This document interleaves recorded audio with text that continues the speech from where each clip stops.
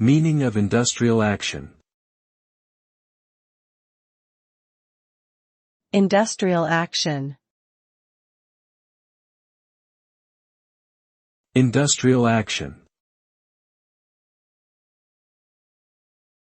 Industrial action.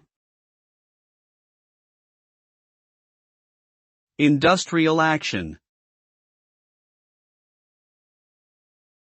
Industrial action refers to a collective action taken by a group of workers in response to an employer's decision or working conditions. This can include strikes, work stoppages, and other forms of protest aimed at disrupting business operations.